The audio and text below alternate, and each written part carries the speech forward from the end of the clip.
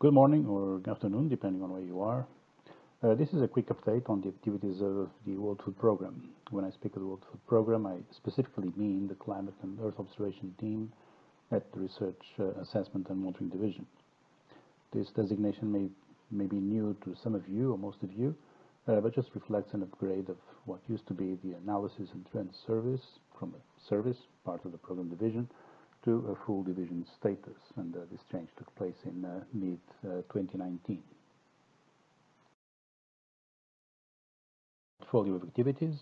Those relevant to GeoGlam are WFP's seasonal monitor and also the activities we undertake in high-resolution crop type mapping.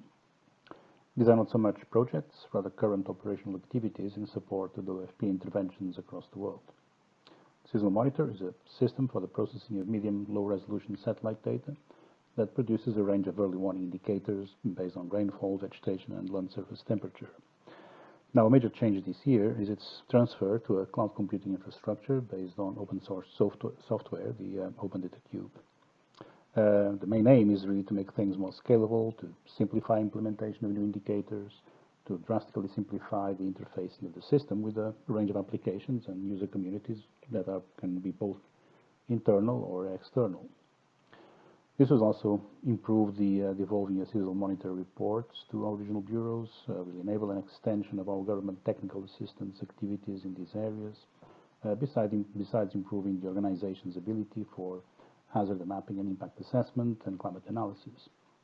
And in the end, the outputs will also be available as a public good for anyone who may want to help themselves to the data streams.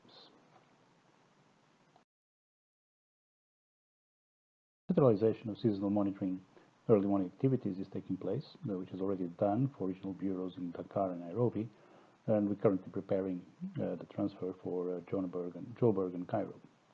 This also means that participation in GeoGlam CM4EW monthly assessments will hopefully be progressively assumed by regional bureau officers.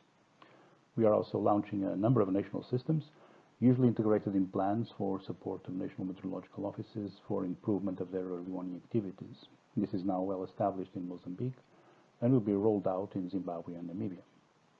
Some of these initiatives will also be subsumed in the deployment of the Prism Platform, a new WFP initiative that we'll explain in the next slides.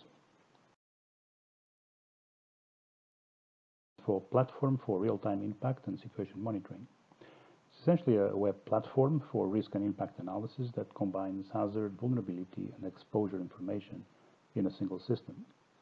This was originally a Regional Bureau Bangkok initiative, but it is now under WFP headquarters management for a wider deployment. Essentially, the hazard information comes from the WFP's Cloud Seasonal Monitor, with the possibility to blend in station data on rainfall and temperature. It can also simulate output streams from partners such as Servir Mekong and others who may be in the pipeline. Exposure and vulnerability information comes from national sources, but other data streams such as information from mobile data collection systems can also be integrated.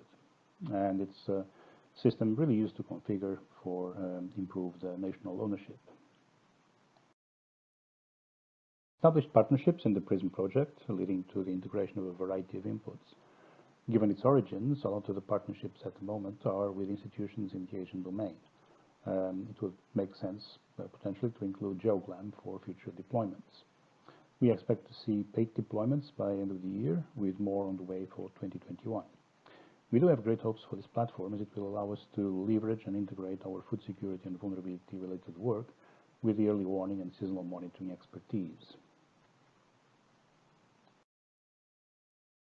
Domain. Efforts have been somewhat stalled by the pandemic, but not to a full stop.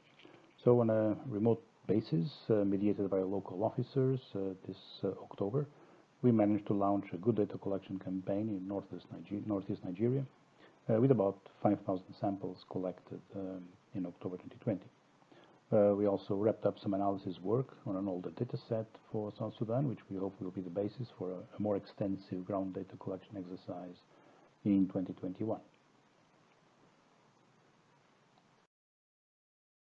Our overview, and I'm quite happy to take any questions you may have. Thank you.